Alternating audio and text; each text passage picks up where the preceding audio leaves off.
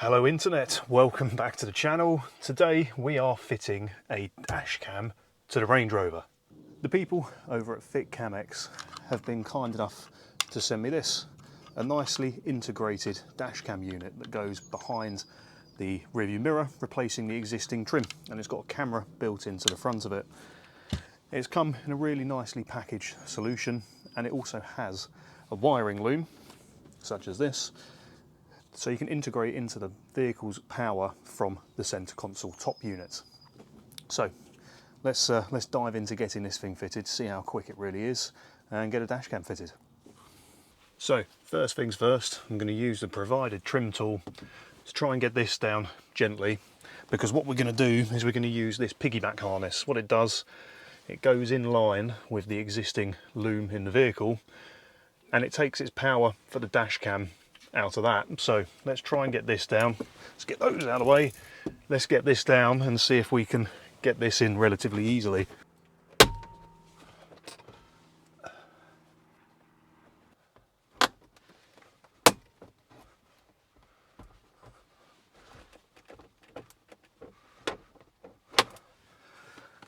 I can see the plug that I need. I'm just having trouble getting the other side of this down without absolutely mullering the clips that hold it in. So we are down, we've got the unit down. It was me just being a bit scared of breaking any of these clips, but we're down. What I need to do now is find the corresponding plug for this, which at a glance I think could be this one here, and then plug in my intermediate loom, and then we'll move on to getting this shroud off the mirror.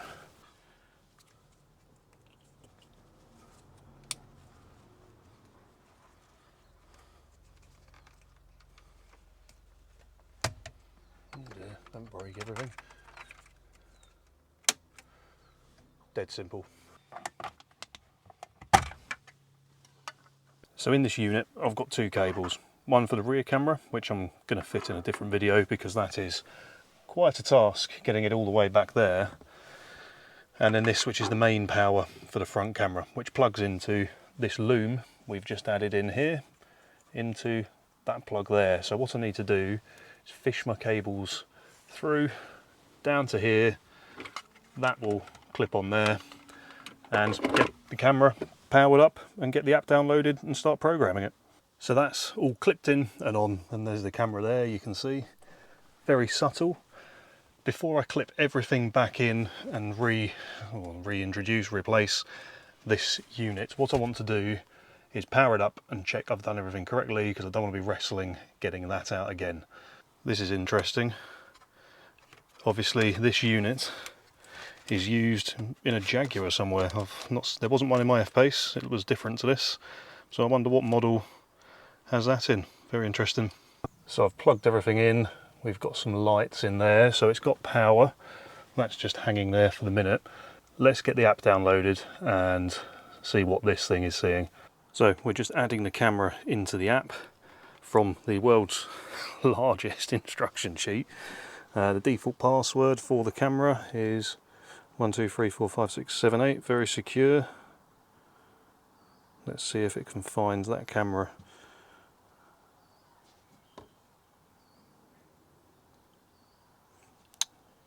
Have I put the password in wrong?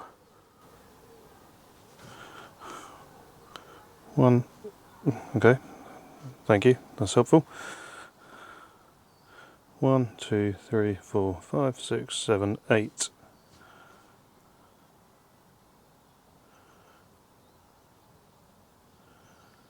Are we going to join? What's going wrong there then? I've definitely 1 2 3 4 5 6 7 8. Let's exit the app and try again. Right, I'm in. The car had powered down, that's what it was. So it's connecting the camera and perfect, you can see it there.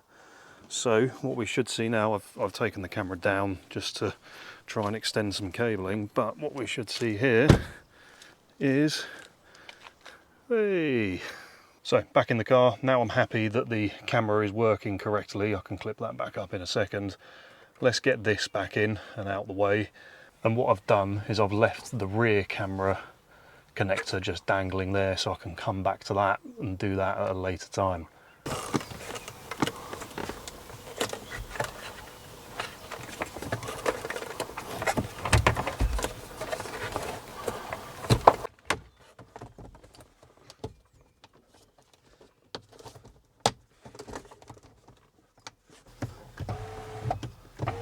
Everything still works, everything's lit up.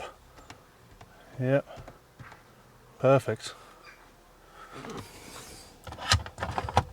Now to get the camera remounted.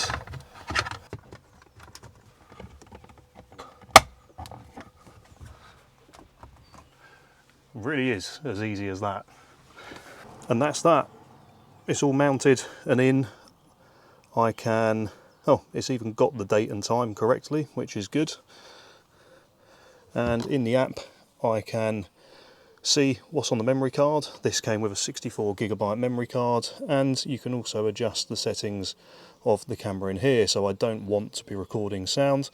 I can change the resolution as I see fit.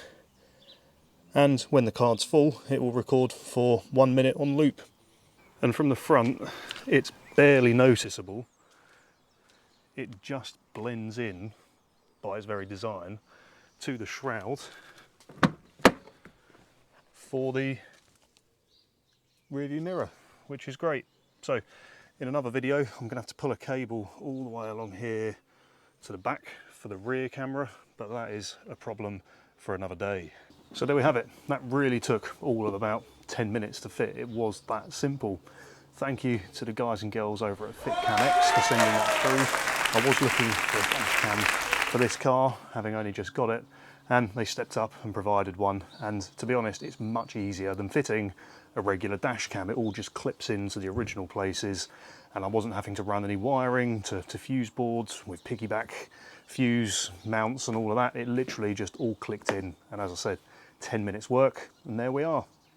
And that is all that's left. That can be discarded now. That's not needed anymore because we got the camera in there. But anyway, thanks for sticking around for another video, guys. If you're not already, please do sub by hitting that link down below, and I'll see you in the next video. Peace. Who in their right mind buys a Range Rover and then starts ripping it apart with all of these horrible noises happening?